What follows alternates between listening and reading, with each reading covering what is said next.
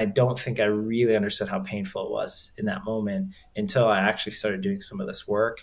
And that helped me over time. It really felt like I healed a lot of this, the pain that I was in. And it's interesting because as I was going through this process, you could see the changes in, like over the last couple of years, especially like things transformed my business, and that's amazing. But it was a lot of the work that I was doing inside, the healing work that I was doing, connecting to my actual inner self, and really working through that process to actually kind of propel me into a place of wholeness where I could come into, working with my team or hiring people and having more clarity instead of, being so kind of survival mode. And I think you come out of survival mode when you really start to work on yourself and you start to actually be able to have clarity around, how am I feeling? What is my intuition? Like what's actually happening kind of in my body. Hi, guys. Today we are sitting down with Daniel Okon.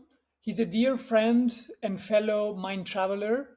He's also, of course, an entrepreneur. And in this chat, we discussed a lot about how his inner work actually reflected automatically into the abundance of his company, his business, and the work with his teammates. Is a lot less about business and it's a lot more about how to work with your mind and with your inner emotions so that you can grow yourself and automatically grow your business. So I really hope that you enjoy. We went into talking a lot about the taboos regarding plant medicine and other methodologies around the world that you can access to really access different states of mind and a new version of yourself. Hello, everyone, and welcome back. Hi, Daniel. How's it going? It's going well. Good to see you, Ollie. Amazing. Well, today we start with you, and I go right into the first question. I'm really curious to know why are you a founder, and what's your story behind that? Like, when did you become a founder?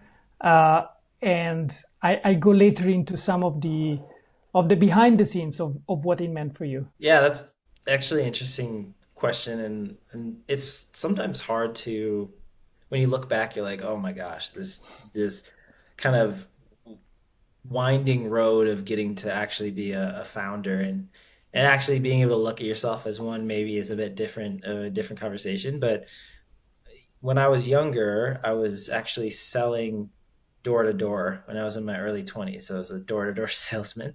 And that evolution from door to door salesman went from I was just making commission off of this. So literally, I think I was thrown in the fire of like, I need to either make sales or I die, you know, in my head, right? I don't actually die, but pretty much. I'm not going to eat unless I sell. And so that was really interesting. That was, I think, my first experience of being in a place where I think I spent the first 3 months of this job. I didn't make any money.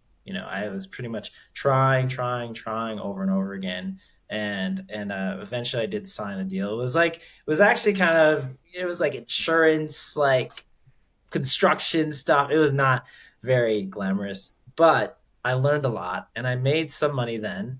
And then I actually shifted to bigger projects, and these were bigger deals. And then I started making a lot more money. But it took a few years, probably 2 or 3 years. And that taught me a lot. And I think that helped me, like, actually made for like a 23-year-old, I was making a ton of money compared to, what I ever thought or imagined, and what I could make at like working at any other job. And so that was interesting.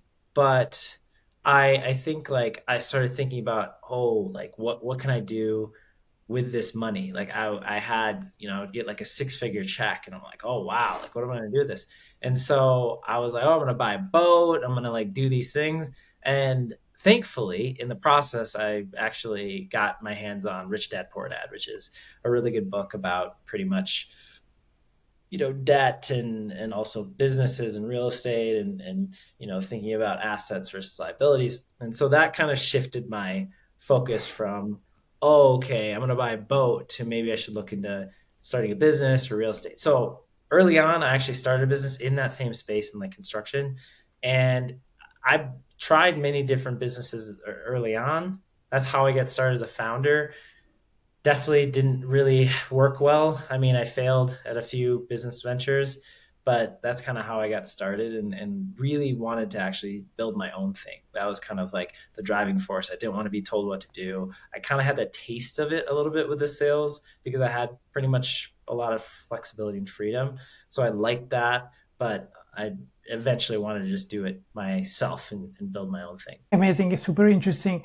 So, Daniel, one thing that here at the Founder Bible, I really strive to go towards is not so much about the success stories, but a lot about the untold experiences of behind the scenes, right? To get to those success stories. So, when did you first hit the wall, or and how many times you felt like hitting a huge wall in your face, and what did you learn the most from there?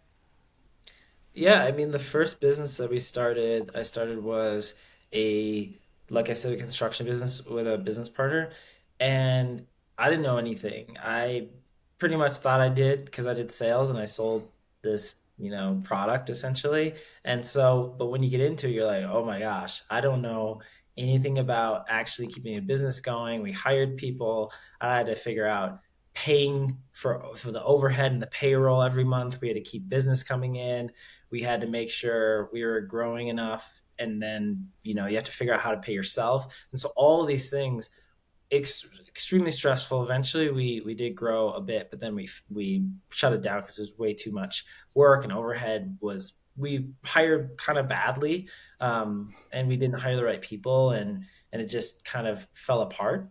And I mean, that was a massive wall that we hit, and I wasn't really enjoying myself. I really didn't like the work that I was doing, and it was interesting to see how, like, it was still, I was still motivated by, like, I want to do this, I want to create a business.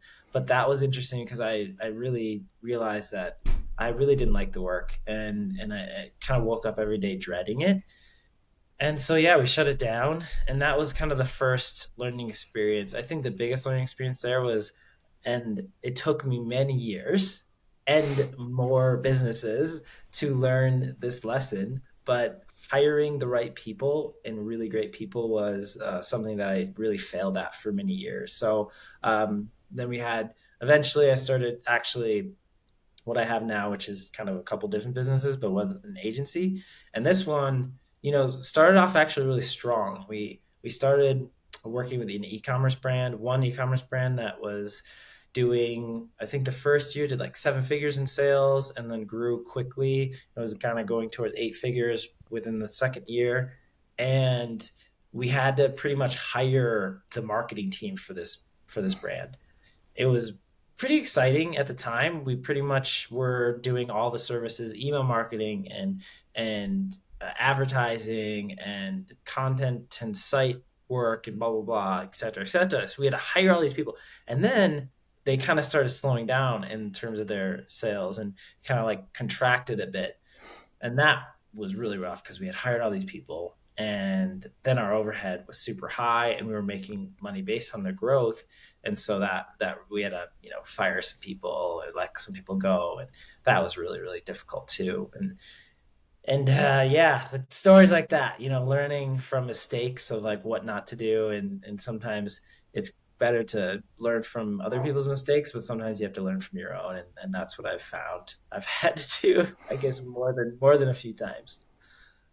Crazy. Yeah, definitely. I mean, the all of the stories that I hear, and including myself, it seems like you really want to try to avoid every mistake possible, but there are some that you cannot just, like, you just can't avoid them, right? You need to go through the thing so that you experience it yourself, and at some point you even say, oh shoot, they were really right, I didn't listen this time. Yeah, you hear Steve Jobs and some of his stuff. He says, "How hire A players, hire A players, hire A players," and I heard it all the time. I was, listening to podcasts and stuff. I'm like, "Oh, okay, yeah," but I didn't really do that for a long time, and so I think a lot of the mistakes I made throughout the years were I just kind of went with maybe not so high level people, and there were some good people that worked for me, but in the end it wasn't necessarily people that were like, wow, we were paying top dollar. And I think that really affected things in a negative way that kind of didn't help us kind of achieve our goals. Yeah, definitely. Right now, so to the audience, just a little disclaimer. We met each other in a co-living in Tenerife last year, which was also very focused on spirituality and personal growth and development. So I'm curious to know a little bit about your story of personal growth when it comes to like a spiritual slash mental growth, and then how are you bringing this experience and these learnings into the way that you're actually leading the company right now? Yeah, so I mean, I'll kind of give it a little cliff notes or shortened version of some of the kind of in-depth things. But I a few years ago, I think I was going through a lot of intensity. So, for example, I think it was actually during COVID, and I moved to Toronto, Canada, and kind of was in this really incredible new relationship in my life, and that was really powerful.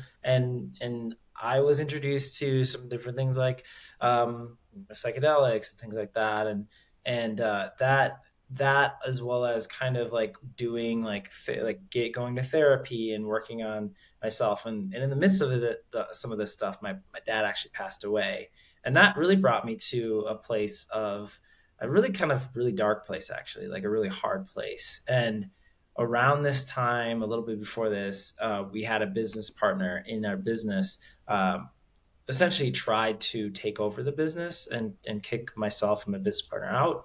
And it just it turned out that we ended up buying them out, and it all worked out in the end. But it was extremely stressful, and I thought everything was going to kind of crash down, and this is what I was building, and this is my livelihood. So all this stuff was happening, and I think what I had to figure out, and in my process, was I did start working with some different plant medicines, and working and helping kind of like focus on some things I needed to focus on, my inner work, some shadows that I never really wanted to look at. And I think with a lot of men, struggling with like, how am I, showing up and like connecting to my emotions, and really like really understanding what's going on inside instead of kind of blocking all that stuff out. And so that was a really big lesson for me, is how do I actually connect to my own emotions, and even feel pain. Like my dad passing away was really painful, and I don't think I really understood how painful it was in that moment until I actually started doing some of this work, and that helped me over time. It really felt like I healed a lot of this, the pain that I was in. And it's interesting because as I was going through this process, you could see the changes in, like over the last couple of years, especially, like things transformed my business, and that's amazing. But it was a lot of the work that I was doing inside, the healing work that I was doing, connecting to my actual inner self, and really working through that process to actually kind of propel me into a place of wholeness where I could come into, working with my team or hiring people and having more clarity, instead of, being so kind of survival mode. And I think you come out of survival mode when you really start to work on yourself, and you start to actually be able to have clarity around, how am I feeling? What is my intuition? Like what's actually happening kind of in my body? And does this feel right? Does this not feel right? And when you start to be able to do that, and you get clarity, whether it's, practices like meditation and things like that I really find helpful for myself, or working with, I don't know, something like ayahuasca or San Pedro or psilocybin or whatever people would like to find that can help them. Those are things that I think can really help us kind of like uncover things that feel very personal, like in inner work that people are doing, but usually connects to your whole self, whether it's your work or your family life, or your health or anything like that. Yeah, this story is super interesting because beside being relatively similar to my personal one, so definitely I do connect with this. But he basically, so when you before mentioned one topic of doing the work on yourself, he actually reflected on the whole company and on everything that you were actually doing. So it's not just you as a physical person.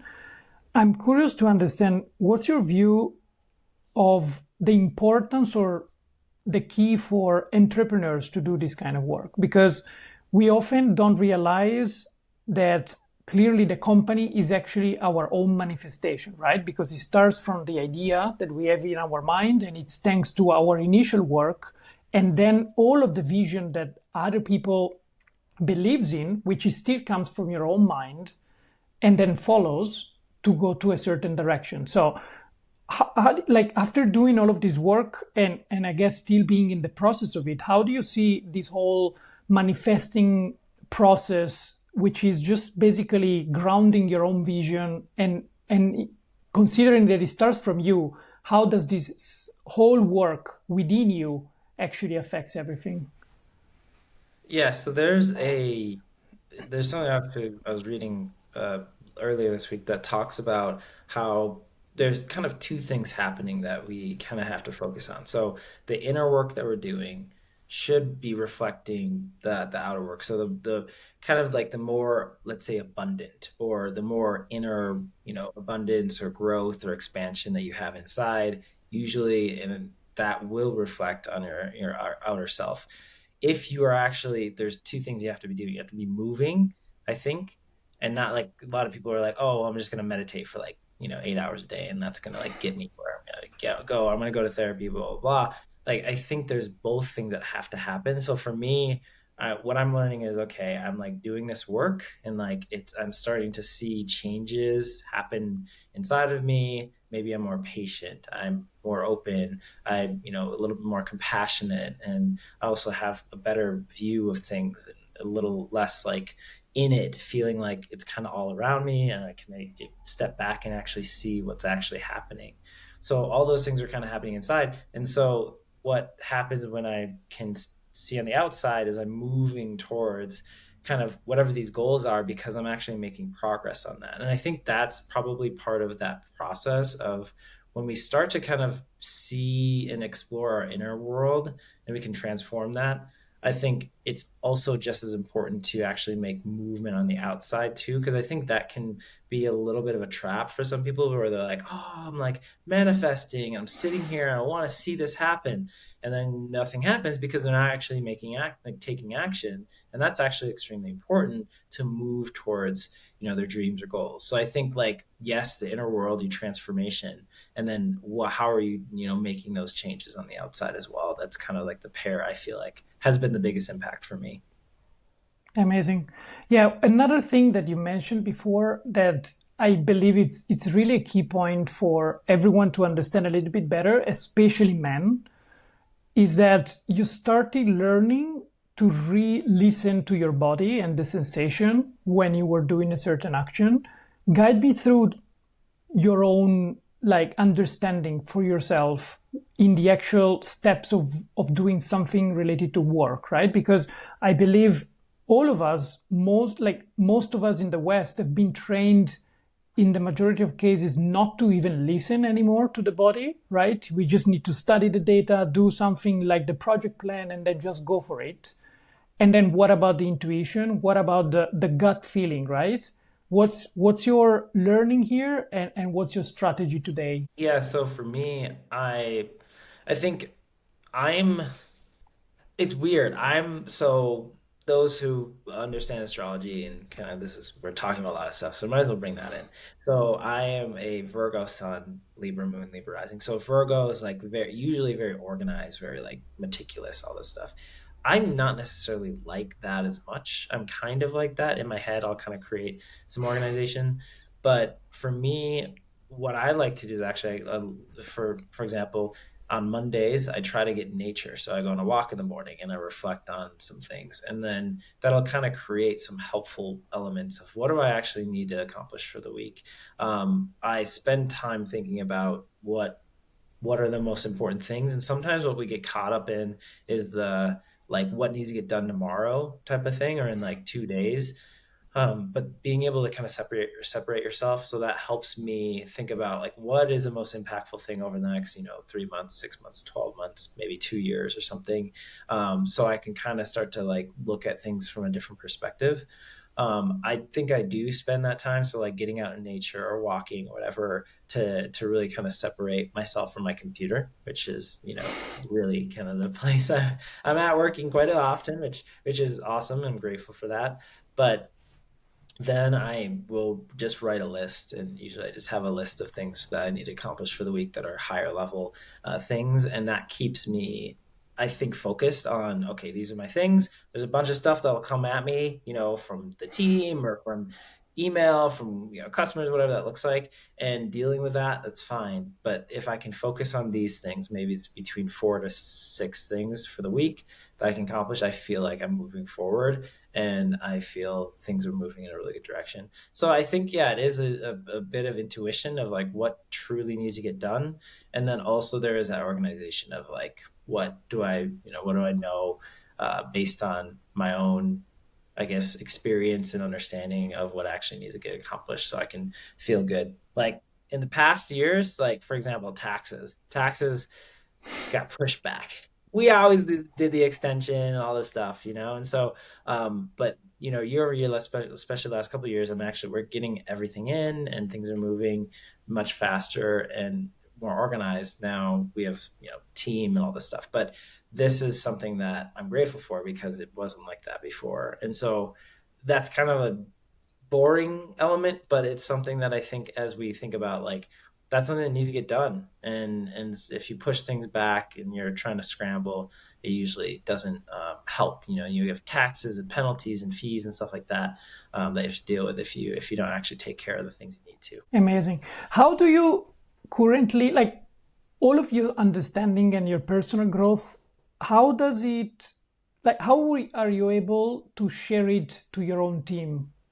Do you do some kind of specific work? Like, how much do you take care of transpassing this knowledge to them? Yeah, I think part of it is kind of feeling into what's needed, I guess, for a specific team member. So I have one-on-ones with a couple of people that are more like leadership team, and then some we have one-on-ones. I have one-on-ones with like my business partners, and so at times I will share some things and we'll talk about, hey, like I just had did this plant medicine thing and this is what happened, or I went to this, event and this is some things that came up and it was really interesting. And, I think what it does is it helps them feel more comfortable also sharing their own stuff. Like, one of my employees was sharing with me about some of the stuff that they were working with, some like therapy stuff that they're working on with their partner, which was really cool. It was really cool to hear that. And, it's exciting to know people are doing,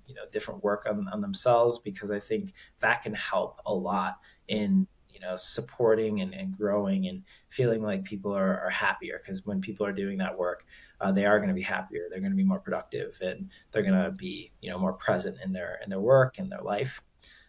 So I think it's more. There's not like we're looking to do maybe some retreats over the next couple of years now that we've kind of grown and getting in a better spot in terms of the business. So that will be kind of the next iteration. I think spending some time like bringing everyone together, doing some intentional type of stuff that will also connect us, because we're fully remote. So that's a bit different than some businesses that are more in person. So I think those would be the ways that continually help us open things up and help me share some things and get stuff back. There's some people on our team where I'm less inclined to be like, hey, I just like, had a San Pedro ceremony last week. Like, it's like that, maybe necessarily the thing to do, but I will share what I feel makes sense. And as we grow as a team and I build those connections and relationships with our, whether they're newer or they've been with us for a while, to kind of be able to open up and share and hear about their lives. Maybe they're not into that stuff. That's totally okay. Maybe they're into, going to, I don't know, EDM concerts or something, and that's their passion. Cool. That's exciting too. So also trying to understand that too, and being able to be open to what they enjoy as well. Super cool. You're kind of creating the work environment that anyone that is a free spirit probably would like to be working at. Yeah, I mean, Interesting, because like we also work with really interesting brands too on like the agency side. We work with a like a microdosing psilocybin brand. So like that is a really cool brand to work on, and I think it's helping a lot of people, with their own issues, whether it's depression, things like that. So it's kind of cool to see if you do believe in these things and the kind of like the progression of humanity, which I think we're going to such a beautiful time where more people are getting more open to stuff like plant medicines or still like stuff like psilocybin that shows even with research that it's helping a lot of people with issues that a lot of other medications actually weren't able to do. So I feel like that's also exciting too. So if you're into that, it's kind of cool to be able to work on that type of stuff. Okay, let me make a quick break from the show to explain you why this project came alive. 6 months ago, I started interviewing founders to understand what were the secret sauces for their success. But even more importantly, I was curious to understand how much pain they had to go through in order to achieve their dreams. I've been an entrepreneur myself for the past 10 years, and I know exactly how painful this journey is, but very few people are actually willing to talk about it. And that's exactly what we're doing at the Founders Bible for Resilience. We're finally breaking the toxic hustle culture behind startup life. I'm on a mission to build a new generation of founders. Founders that can leverage ancient wisdom and science for true long term peak performance and longevity. If you want to be part of this movement, then check out wholegrainwisdom.com and join us now. Okay, now back to the show. Amazing. You mentioned just now that as humanity we're going to that direction. Where do you think, as a entrepreneurial kind of scene and network of people around the world, where do you see the category of founders going at? Like, what are you seeing also with your internal networks of founders, probably of your close peers? Are you still, I mean, it doesn't look like from this interview that you're any kind of shy to say out loud what you're working on, but I guess probably a lot are still afraid to say out loud. Maybe they're afraid that some investors may think something badly or whatever.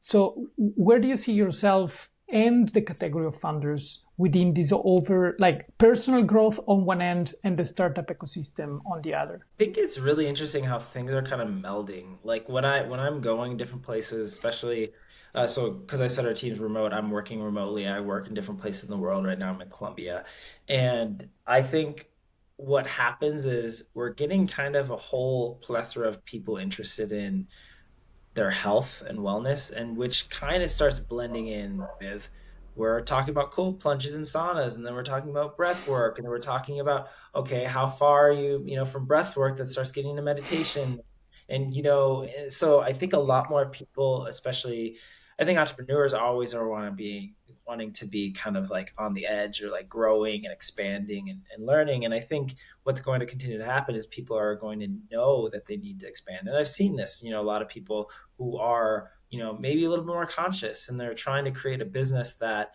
is impactful. I don't know if necessarily all businesses need to be, somebody could be doing some intentional work that's like therapy or a breathwork practitioner. That's great.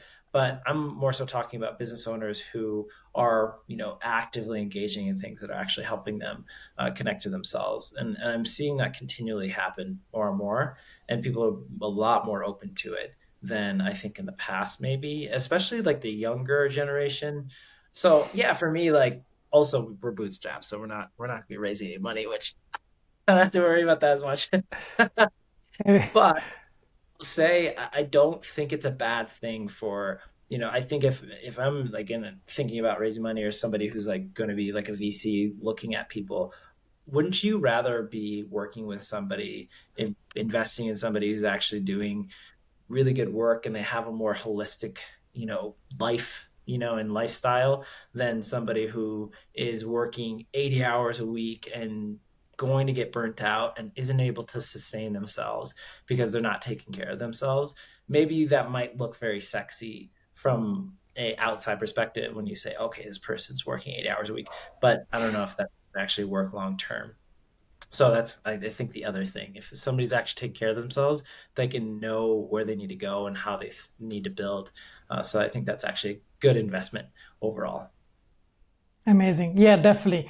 I'm researching a bunch of the latest surveys, and I mean the data are very clear. Funders' mental health is collapsing, especially after COVID, especially after the last couple of years where VC money is going down. On the other end, though, I'm seeing so much. Probably it's the algorithm of LinkedIn, but I'm seeing so many solopreneurs, so many bootstrappers that right now are like, okay, AI is here. I'm not going to raise any money. I'm just going to make the company grow sustainably. And I'm going to do on my own rules without the stress of a VC person that is like hunting me from behind. So yeah, let's see what's going to happen. For sure, I'm very positive. I would close this conversation just asking you, given all of your experience and your, I would say, freedom and ease at discussing these topics out loud. I know for many people are still a big taboo. How do you suggest, what kind of tips do you have for anyone that is still thinking to be in a taboo kind of spectrum, or just somebody that is still not sure about, but probably they already experienced traditional methods, I would say like Western therapy or like very basic, subtle things to fix their own problems. Because let's be clear, everybody has their own shit to be solved. There's nobody that is here arriving on this planet and is enlightened and is an entrepreneur, by the way. Maybe they are enlightened, but not definitely entrepreneurs. So, like, what are your tips? What are any suggestion that you think that can be interesting for them to follow based on your experience? Yeah, I think, from a lot of the stuff that you see, like, especially I see in the West, like you hear people talking about Aaron Rodgers and oh, he like his story with ayahuasca. And I get it. Like, that's a whole thing. I don't think it has to be, I also don't think ayahuasca, for example, is something that everyone should be, going into. And, there's lots of stories and YouTube videos and stuff people can watch. But when it comes down to it, I think there's a lot of opportunities, especially as there's more research, for example, with psilocybin, in clinical studies showing that this actually is really effective and helpful for people. So I think for me, I think about like, okay, what can you go into that feels safe enough for you to feel comfortable? And if you're, wanting to go into something that can help you expand your mind or work on things yourself, they say set and setting, it's important, feeling safe and knowing, you have to really, I I wouldn't just like go online and search a place. Oh, I'm gonna go here for the X thing. Like, what I find is you have to be able to understand like who to trust and what to do, and so it's one of those things that I think it's a slow burn for me, where you learn about something, you maybe talk to people, and you find out more about it, and then maybe you explore at some point in the future if you feel open to it. And I think it is also a really helpful thing. I don't necessarily think that it's necessarily given me a whole roadmap of my business, which I don't think is the goal or the key of it. But I will say I've had beautiful experiences that help me with my business and on the kind of a byproduct of it. And so, yeah, I would say something to explore for people who are open to it. And it's not like this, it's funny because it's taboo, but it's less becoming that because more people are understanding the power of, let's say, psychedelics that aren't from the Reagan days of like just say no to drugs. These are gonna make you go crazy. Actually, they help you come closer to who you are and usually help you, bring you closer to yourself in a really powerful way. And other things like meditation can do that as well. Like as you're doing that for a longer term time, that can do almost if not the same or more intense and powerful ways. So I think you don't need to go into stuff like plant medicines. You can use, practices or take practices like meditation, stuff like that. And I guess it just kind of depends on what people want. But that's what I would say, kind of my suggestion on how to go and transverse that journey in life. Amazing. Well, thanks for so much, Daniel. Really, it was super insightful. That's it for today, I would say. Thanks so much again. Appreciate it. Thanks for having me.